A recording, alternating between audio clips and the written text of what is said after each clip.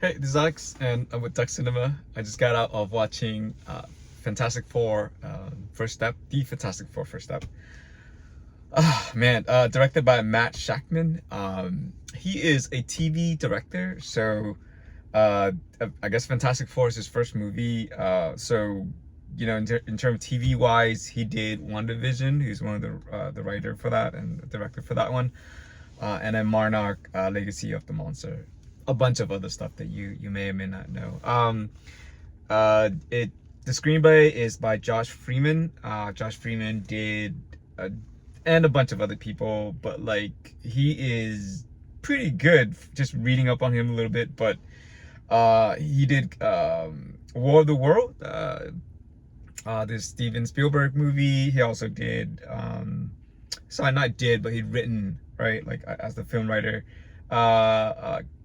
Kingdom of the Planet of the Apes, and then also his upcoming one is Avatar 4, and he's working on Star Trek. So yeah, man, pretty good, writer.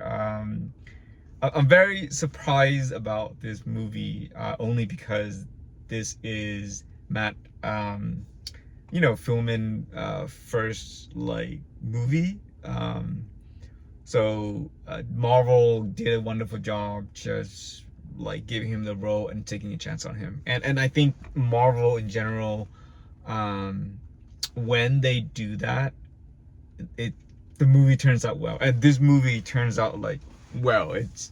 I'm gushing a little bit, and it's pretty good. All right, let's just get it out of the way. You could just forget about this review and just go watch it. Go watch it in IMAX. Go watch it in whatever the highest format you can watch. It's that good, and it should be seen in like IMAX.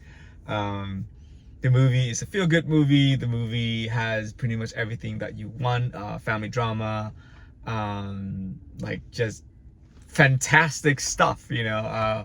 Just fun stuff. So, the movie stars. It's Fantastic Four. So you already know, the characters, but Pedro Pascal plays. By now he should be pretty famous. So anyways, Pedro Pascal plays Mr. Fantastic. Vanessa Kirby plays the Invisible Woman. Ebony Moss, Barrett. Anyways, he plays the Thing, and then Joseph Quinn plays Johnny Storm,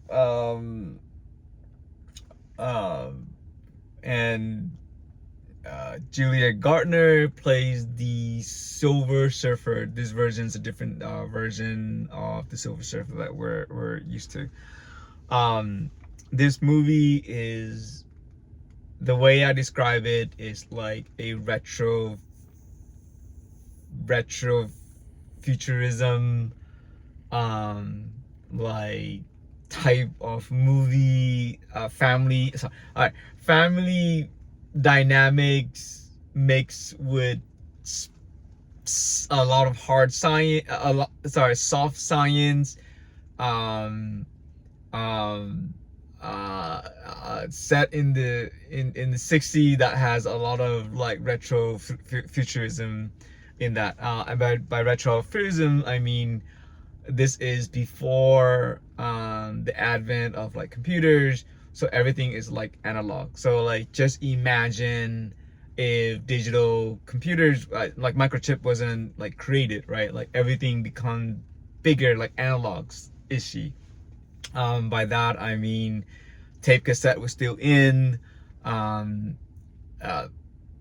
Like you still, the technology still kind of will evolve, but at the same time it's just different type. It just looks really cool. So I was thinking of like movies or video games that are like that. So definitely 2001 Space Odyssey is like that. So like the aesthetic is very much like that. The like Tomorrowland. Have you ever seen Tomorrowland? Like not Tomorrowland.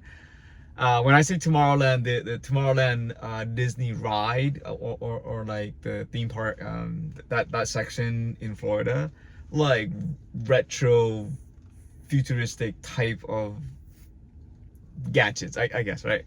And also, I recently played a game called Invincible, and it's like that. Like the graphics, the aesthetics is so good in this one. I like the fact that the movie set place in the 60s. I felt like that was a genius move not to bring the movie to the current modern era. It set that place back in the 60s. Um, and it looks so cool, um and it doesn't tie with any other Marvel movies. I mean, it does at the very end. I mean, it's one of those. The end credit has one of those.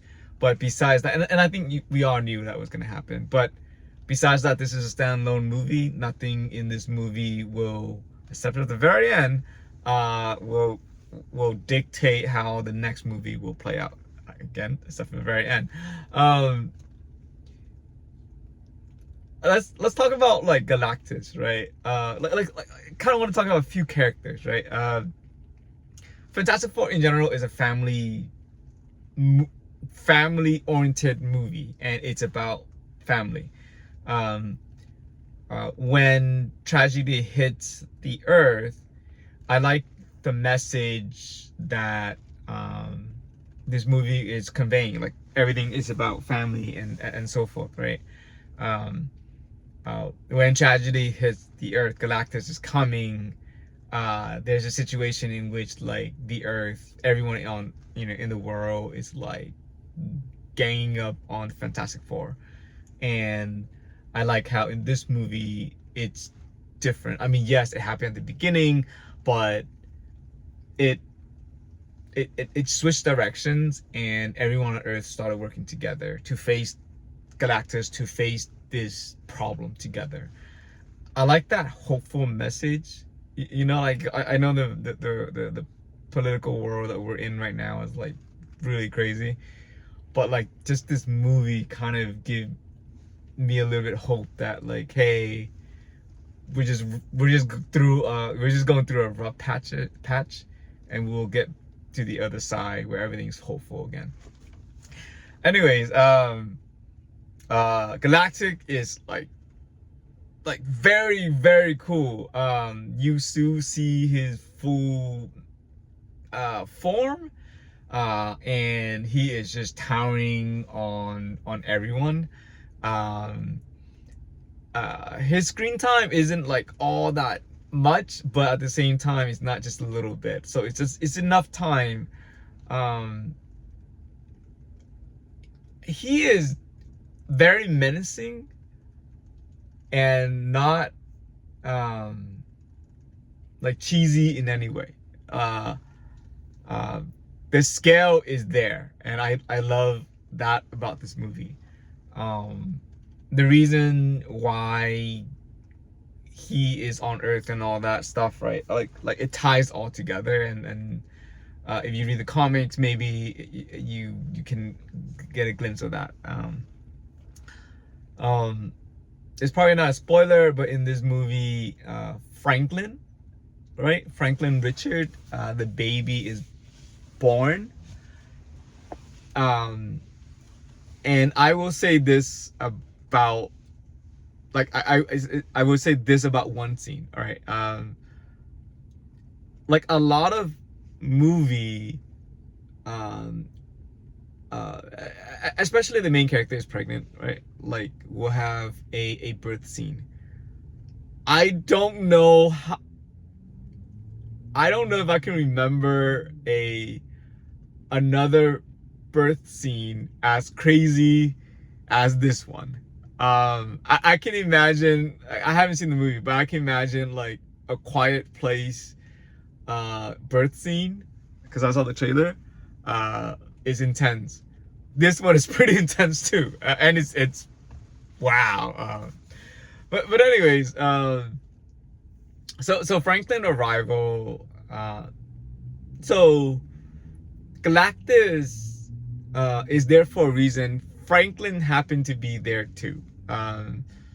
things happen in between. But uh, as much and Franklin Richard is like this really OP character in Marvel, and go research him. He is just really over the top, and his power is just cosmic level. But anyways, I'm actually excited for maybe part 2 or 3, whatever they're gonna do, where his sister Valeria Richard comes in, because Valeria Richard is an awesome character in the comics.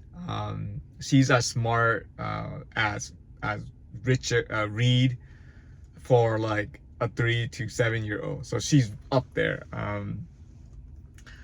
The dynamic, I think you'll probably know, the dynamic between the Thing and also Johnny Storm is like brother, and it's very good dynamic. Like, I think everyone in this movie have like really great chemistry with each other. Yeah, music was amazing in this one. Like the composer, I forgot the name, Michael Giacchino. He did such a good job. Just I whatever music that he produced or create for this one fits this movie perfectly. And I just really good. Acting is it's great. I believe in the characters. It wasn't like over the top cheesy. It wasn't like one liner throwaway jokes. The jokes land right. The characters just, yeah, you can sympathize with characters and all that. Action is pretty cool. I love it, and the science this one is good. So overall, I really enjoy this movie. So I'm gonna give this like an 8.5 out of 10. I'm gonna try a new one, 8.5 quacks out of 10. This probably will be in my top 10 movie of the year. It is that good, and I'm excited to go see it again when it is on digital. There is an end credit, right? Like I mentioned before. Definitely stay for that one. At least the first one that ties to the overall Marvel Cinematic Universe. Avengers, Doctor Doom, and all that stuff. The next one. Yeah, this is better than Superman, actually. So definitely go out and watch it. Anyways, this is Alex with Duck Cinema. Highly recommend watching this one. And I'm out.